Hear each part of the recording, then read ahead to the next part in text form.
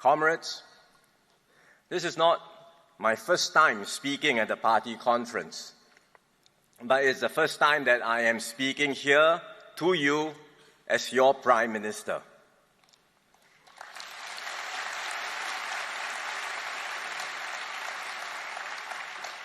After I was chosen by my colleagues to lead the team more than 2 years ago, I discussed the timing of the transition with Comrade Lee Hsien Loong. By end 2023, I decided I was ready to take over. And in fact, I shared this with all of you at last year's party convention, if you recall. So we proceeded with the transition in May. Since then, it's been a busy 6 months for me. I've been in government for quite some time as a civil servant and then later entering politics. But I can tell you, nothing prepares you for this job until you do it. There are so many additional responsibilities, so many key decisions to make, so many changes. But over the last few months, I have adapted and adjusted to my new role. And so now, we have to consider the timing for leadership transition in the party. And as you heard from Sec Gen just now, we have decided it's time to make the change. So with this move, we will complete the leadership transition in the government as well as in the party. The torch has passed to the new generation. With your support and support from our newly elected CEC, I will lead the PAP into the next general election.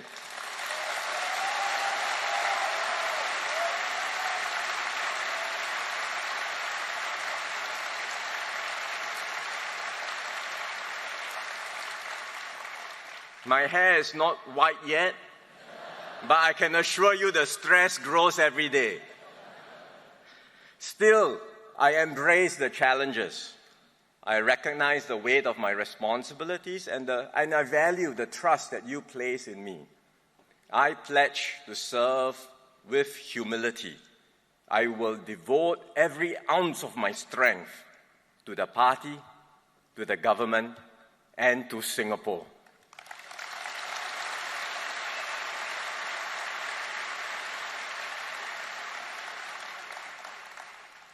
This passing of the torch is happening as we mark a special point in our party's history.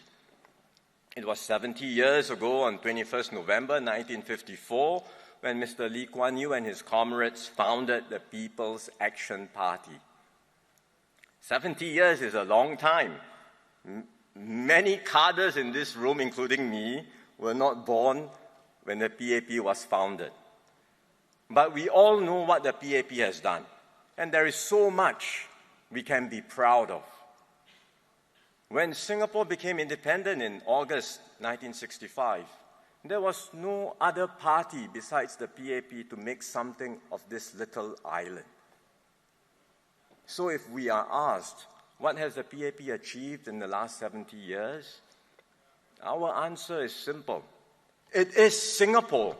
It is everything we see around us. That is what we have achieved together.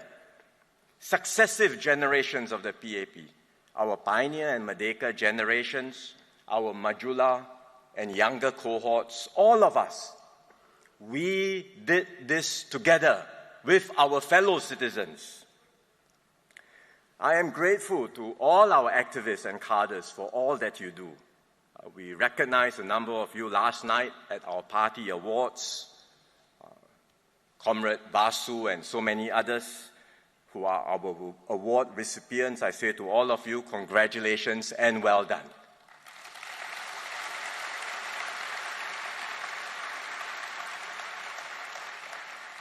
Of course, there are many other activists, cadres, all of you doing your part, contributing in your own ways across all our branches and also at our party HQ.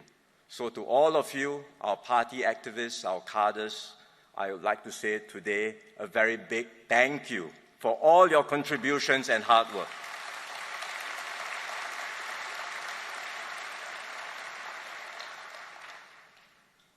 Proud as we can be and should be of our history, our focus must remain firmly on the future. Yes, we have succeeded beyond our wildest dreams. We now have far more resources than when we started out in 1965. But we also face far more formidable challenges. We mark PAP 70 this year, but there is no guarantee that we will be around for PAP 100. So today, I will speak first of the changing global situation, and then our domestic challenges, and finally on politics. Let me start with our external environment. We are embarking on our next phase of nation building under very trying circumstances. I've been busy with several overseas work trips these past few months. In fact, I just got back from APEC in Peru and G20 in Brazil a few days ago, still trying to adjust to Singapore's time zone. I've had good discussions with many counterparts in these meetings. Everyone is worried because we are in a far more dangerous world today. There are major wars raging in Europe and the Middle East. US and China relations are in a more challenging place. And there are many moving pieces geopolitically where things can easily go wrong. For decades, countries everywhere, all of us have benefited from an American-led global order. We say this is Pax Americana in Latin. It means a world with America as the dominant power, supported by multilateral institutions like the United Nations, the IMF, the World Bank, the International Court of Justice, and so on, shaping international norms and behaviors. Now, the situation is changing. America is still preeminent, but it no longer wants to be the world's policeman. Former President Donald Trump has just been re-elected to office on the basis of America First. His mandate reflects the growing sentiment amongst the American public that they are paying too high a price to uphold this global order. Too high a price and yet not enjoying the commensurate benefits. Meanwhile, there are other rising powers like China and India, but they too are focused on their own domestic issues, and they are not yet in a position to take on larger global responsibilities. And so the world is in flux. The established norms are fading, but a new order is not yet in place.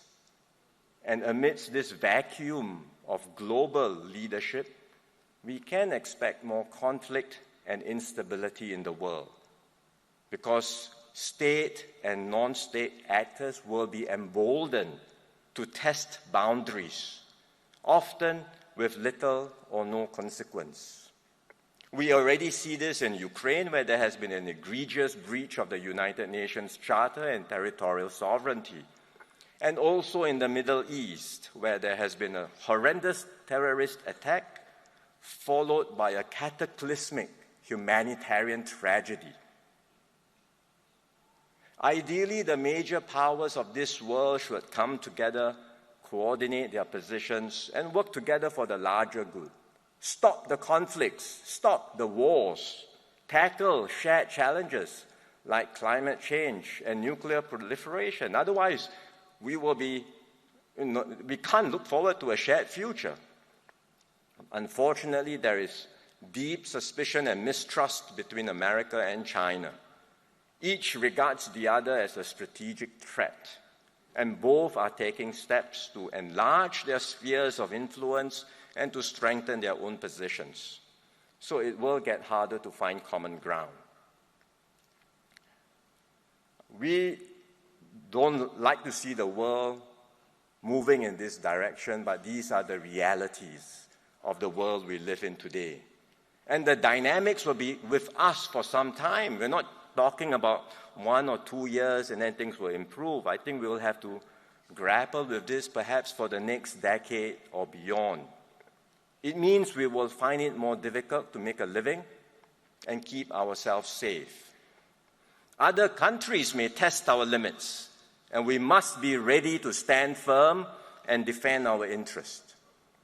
At the same time, we must redouble our efforts to make friends with everyone, big and small, near and far. Above all, we must remain united as one united people. Singaporeans are bound to have different views on global developments, whether it be the actions of America or China, or the wars in Europe or the Middle East. But we cannot let our differences pull us apart. It is already tough to be a small country for our voice to be heard. It will be even tougher if our voice is diffused and incoherent. At the end of the day, we must consider the larger national interest and take a united position. Then we can speak with one voice on the world stage, and we will be valued as a safe and secure, a stable and reliable nation, even in a troubled and uncertain world. Fortunately, Singapore's reputation and international standing is high. We participate actively in international forums, and people want to hear us. I mentioned APEC and G20 just now. We were one of the 12 founding members of APEC. We have been invited to attend almost all G20 meetings, although we are far from being one of the 20 largest economies of the world. What makes Singapore so exceptional?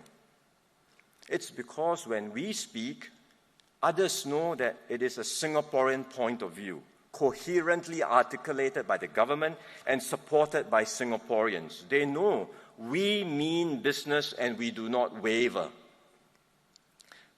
So without Singaporeans steadfastly supporting the government, we will not be able to navigate this new turbulent world.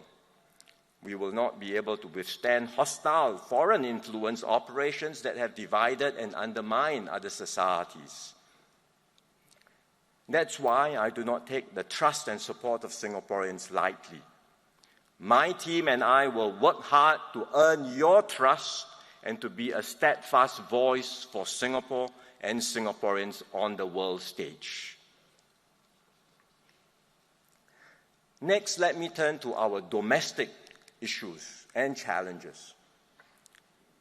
In this term of government, we've had to confront the COVID-19 pandemic, the crisis of a generation. It was a baptism of fire for me and my team. We said we would protect your lives and your livelihoods. We have delivered.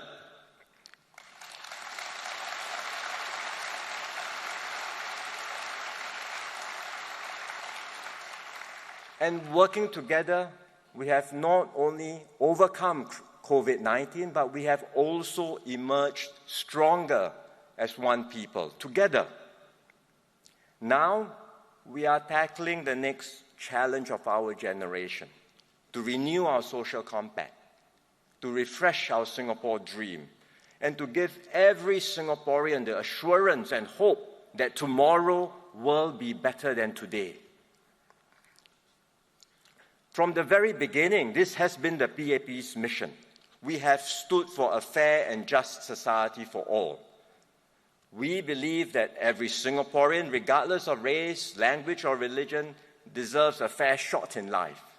That every Singaporean should be duly rewarded for their efforts, enjoy equal opportunities to succeed, and be able to realize their fullest potential. These convictions underpin the core pillars of the system we've built in Singapore. It's one that's clean and honest and operates on the basis of merit.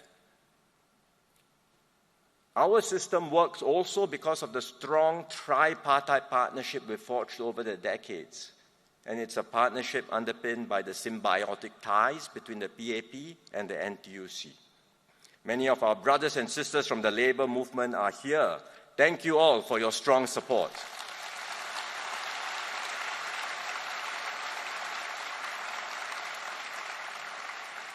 This PAP and NTUC link is strong and vital.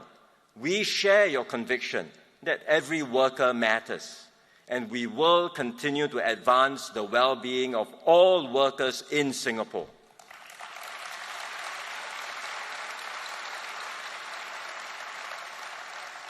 So, comrades, brothers and sisters, these core values and fundamentals will never change. They will always be the North Star that guides our way forward. At the same time, we have to adapt to new circumstances and the evolving needs of our society. And that's why we embarked on Forward Singapore, to review our policies, to reset our attitudes and mindsets, so that we can continue to give every Singaporean, regardless of background, a stake in our nation's progress. Over the past year, we have made several big moves. For our seniors, we built on the Pioneer and Merdeka generation packages that had been given to them earlier and are continuing to provide them with significant support, including through Healthier SG and Age Well SG. For younger seniors and those in their 40s, we are doing more to help them in their skills upgrading and in their retirement through Skills Future and the Majula package. For families, young couples, and singles, we have introduced major changes to keep housing affordable and to create a more family-friendly environment. For students, we have initiated reforms to our education system and open up more avenues for advancement so that everyone can develop their abilities and talents to the fullest, regardless of their starting points or the paths they wish to take. So we have a full agenda under Forward Singapore. The changes and transformations we seek are just beginning, and they will continue to unfold over several years. This is what I am most passionate about. Working together, hand in hand, we can chart a new course and build a better Singapore. A Singapore where everyone can decide their chosen paths, including paths that are more open and less conventional.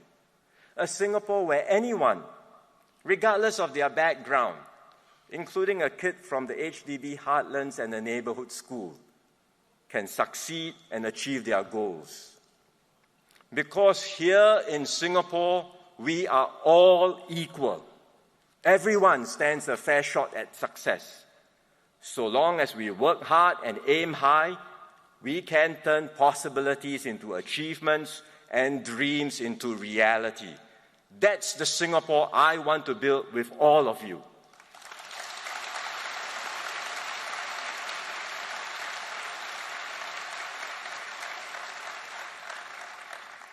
Even as we work towards this shared vision, we must tackle our immediate concerns and adapt to new political realities. I know that Singaporeans are concerned about the cost of living. It's not unique to us in Singapore. Countries everywhere face similar pressures because of the recent spike in global inflation. Over the recent months, inflation in many of these places, including Singapore, has moderated. But price levels remain higher than before, and this impacts on people's sense of well-being. So you just take a look at the outcomes of elections held this year across many countries. Frustration with rising cost of living overshadowed other matters and contributed to a very strong sense of anti-incumbency feeling, meaning whoever is the incumbent in power, there is a strong feeling against that incumbent party. And so every governing party in a developed country that held elections this year has lost vote share. Quite a number have lost the mandate to govern altogether. We feel the pressure in Singapore too. Opposition parties have tried to exploit this issue to turn sentiments against the PAP, even though they themselves do not have good solutions. We hope Singaporeans understand that these are global inflation trends. They impact all countries. But here in Singapore, the government is doing its best to shield you, to shield all of us from the worst effects of inflation.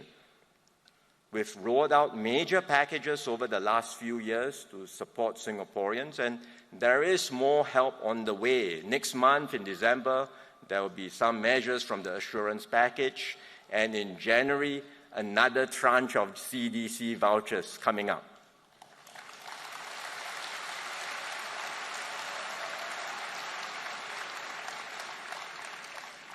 I am now preparing for Budget 2025.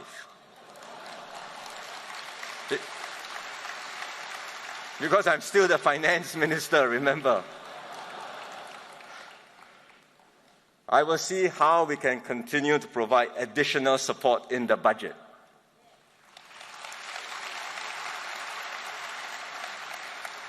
These are national schemes, national programs, but on top of them, each of our branches in our constituencies, all of you, have been busy rolling out your own local schemes and programs.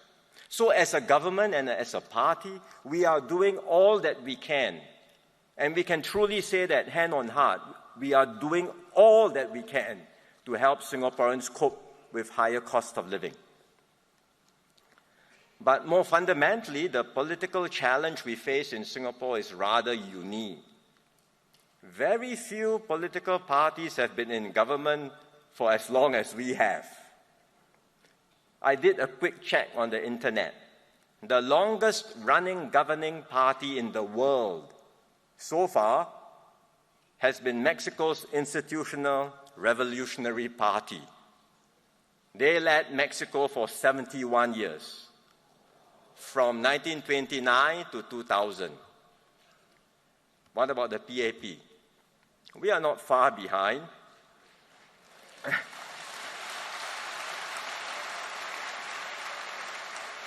We are 65 years. If you count, we are not 65 years of independence, but if you count since self-government in 1959, we are 65 years. Of course, we want to keep serving Singaporeans for as long as possible. But we must never assume that we will not see a change in governments in our lifetimes. For now, most Singaporeans want the PAP to form the government, and we are grateful for their support and for the mandate they have given us. But at the same time, we know they want more opposition voices in Parliament. At least there is a segment of Singaporeans who say, we want the PAP to serve us as government, but we also want more opposition voices in Parliament. In the last election, the opposition said, beware of an opposition wipeout. Please save us, otherwise there will be a wipeout. Actually, there is no chance of that happening at all. There have been opposition MPs in Parliament continuously ever since 1981. And with the NCMP scheme, we are guaranteed of at least 12 opposition MPs in Parliament. The opposition in Singapore is here to stay. In fact, given the desire for more opposition voices, the bigger risk we face is the loss of a stable and strong and good government. The opposition themselves admit that they are far from ready to form the government. They say that partly because they know that Singaporeans will not support them if they openly declare their intention to govern. So they are very quick to assure Singaporeans, don't worry, you can vote for us. We only want to oppose, we don't want to form the government. But if more and more voters are persuaded by this argument and they vote for the opposition, you can be sure that what is now the opposition will soon be the government. The opposition today will be the government tomorrow. And it does not require a large swing in votes. We saw in the last election how many GRCs and SMCs were closely contested. A modest swing in popular votes against the PAP can lead to very different electoral outcomes. We are talking very possibly the loss of another 3 or 4 GRCs. That means we lose another 4 or 5 ministers or a quarter of the cabinet. We will end up with a much weaker government, with far less ability to solve the problems facing our people and our country at a time when the world is becoming more uncertain and troubled. So, comrades, the stakes in the next election are high. Please don't think it is guaranteed that the PAP will win and form a stable government. We have to work hard for every vote, and that means all of us in the party, together with our brothers and sisters in the labor movement, all of us working hard. Remember, election outcomes are shaped not just by national policies. It's also what we do on the ground that matters. So all of us, our branch chairs, our activists on the ground, we must do our part to build close relationships with residents, to forge close bonds with them, to solve their problems, and to improve their lives and their living environment. These things matter, especially in a tight contest, and we know from the last election and more so in the next election, there are no longer any safe seats. All seats will be contested, and there will be a few that are fiercely contested. So every resident, every vote counts, and all our efforts matter. We all have to chip in, do our part to earn the confidence and trust of Singaporeans, to win the mandate to govern, and ultimately to serve our fellow Singaporeans. As a party, we must also refresh and update our approach. That is our responsibility and our mission. In the past, for a long time, when the political landscape was less contested, the PAP could afford to stay in the background. So it was the government that would go out to engage citizens, explain policies, and solicit feedback and ideas. To be clear, the government of the day will continue to do so, but the PAP can no longer operate from the back. We must come out in front to explain our policies, to mobilize citizens for the causes that we believe in, to engage Singaporeans on the issues they care about, and importantly, to show them why they can trust and depend on the PAP to provide the leadership for Singapore. So we have taken steps to refresh the party. As all of you know, many of you were engaged in our Refresh PAP initiative. We have already implemented several changes, including the setting up of 2 new groups on climate action and mental health. SMS Kopokun and SMS Janil are in charge of these 2 groups, and they have been hard at work. Later today, we will be launching. Let's acknowledge them and all who are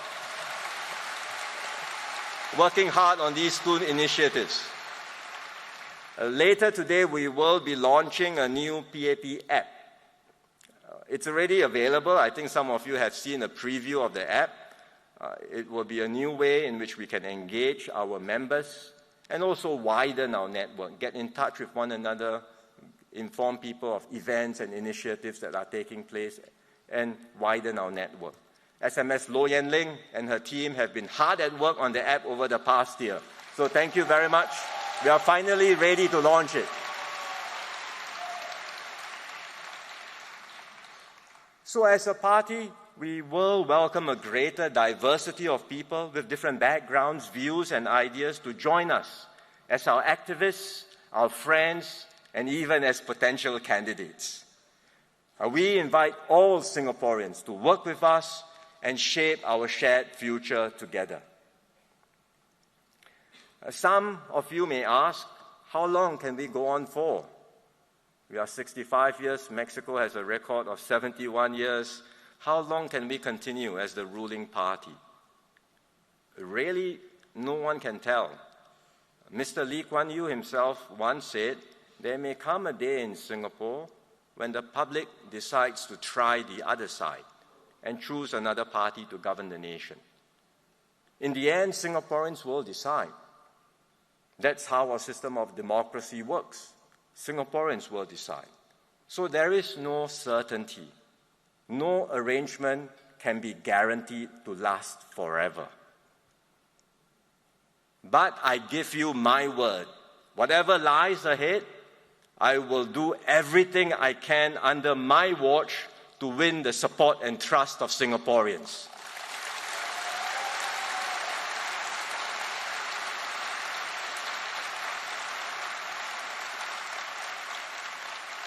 And comrades, so long as we remain true to our values, true to our purpose, true to our calling to serve, I am confident we will achieve our goals.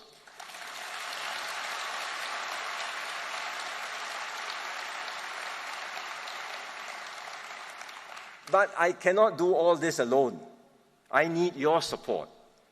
Because elections in Singapore are a team contest. The PAP has won the mandate over the last 15 elections. Why? Because each time we delivered on what we promised, and Singaporeans were convinced that we had the best team, not just individual, one or two persons, but the best team for Singapore. And that's what elections are about. Whichever party that can attract and field the stronger team will stand a better chance of winning the support of Singaporeans and winning the mandate to govern. So my priority as PM, as SecGen, is to form the best team for Singapore. It's never easy to get good people to enter politics. I asked my two predecessors, ESM Goh and SM Lee, do you have any advice and tips for me? They say, just do your best. This has always been challenging. They too face difficulties attracting good people to join. In fact, I've seen how SM Lee agonized over this when I worked with him. At that time, I didn't quite fully understand the significance of this work. Now, having taken over, I realize it's absolutely the most important, the most crucial, the most urgent thing I have to do. And that's why I've been spending a lot of time amidst my very busy schedule still prioritizing time to engage potential candidates. I've met many people. Singaporeans who have done well in their professional life are generally very comfortable where they are. To be expected, right? You've done well, earning a good income, very comfortable. They are very reluctant to change their lifestyles. And also, why subject themselves to public glare and scrutiny? Often they tell me, let someone else do the job. So many people in Singapore, find someone else. Or they may say, don't worry, the PAP is already in a very strong position. And after all, you have just started. Why are you in such a hurry? Take your time. So I have to explain to them what's at stake. And let me be candid and upfront with all of you today as well. Look at the current cabinet in Singapore. We have 19 ministers. More than half of them are aged 60 and above. Actually, at 52, I'm one of the youngest in cabinet. No, I value the older ministers in the team. They provide experience and wise counsel. And many of them will continue serving for another 5 to 10 years. And that's assuming they are all blessed with good health. And I wish them good health for sure. But can I wait until they retire before bringing in new blood? Surely not. I must start now to renew the team. Furthermore, when we bring in new candidates, it's very hard to parachute them directly into a ministerial role. They need time to learn. And that has been my own experience. I was inducted into politics in 2011. At that time, I was 38. I had already spent 15 years in the civil service. But there was still so much to learn. about organizing the PAP branch on the ground, gaining the trust of voters, running a ministry, explaining policies to the public, or engaging and interacting with foreign counterparts. These were all new to me, even after working as a public servant for 15 years. So there is tremendous value in starting early, gaining experience, and then progressively building up confidence and capabilities to take on larger responsibilities. And that's why it's so urgent for me to have a fresh crop of younger candidates who can provide vigor and continuity and can eventually form the next leadership team for Singapore. It's not because I want to retire early. It's because I have to start planning ahead, not just 1 or 2 years, not even the next election, but for the next 10, 15 years, and make sure we can continue to earn the trust and confidence of Singaporeans to govern Singapore in their interest.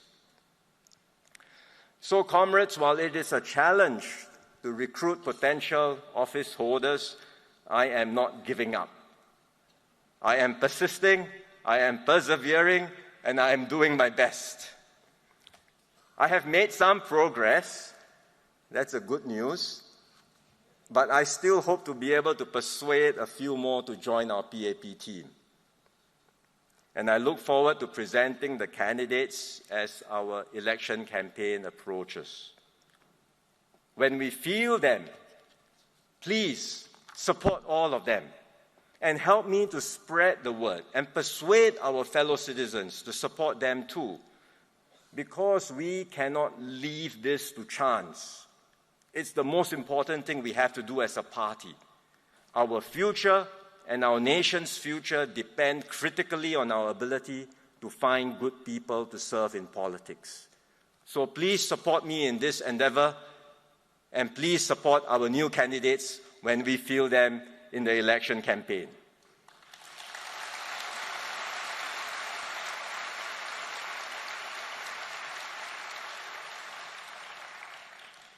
Comrades, this will be our last party conference before the general election. And I can say before the next general election next year. It will be next year. As your Prime Minister, I have set the tone for my leadership to be inclusive, to engage and listen, and to give everyone a voice and stake in our nation. I have launched Forward Singapore, as I mentioned just now, our agenda, our roadmap for the future. I've initiated a reset of policies. I've announced some of them at the National Day rally, and there will be more to come. I have implemented new initiatives to engage with our fellow Singaporeans. As your Secretary General, I will renew and strengthen our party. I will put together the best team to serve our people and our nation. I will deepen the symbiotic ties between the PAP and the NTUC. Together, we will fight to win the hearts and minds of our fellow citizens and earn their support and trust through our actions.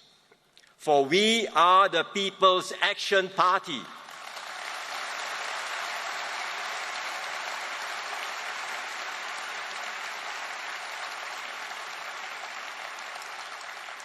We will always be a people's party, a party of action, a party that builds a better Singapore with Singaporeans for all Singaporeans.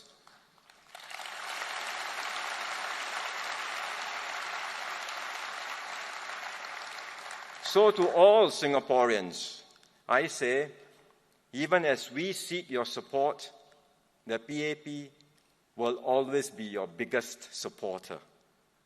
We will always be here for you. Your dreams will inspire our actions. Together, let us forge a new path forward and build a better Singapore for all. Majulah PAP, Majulah Singapura. Thank you.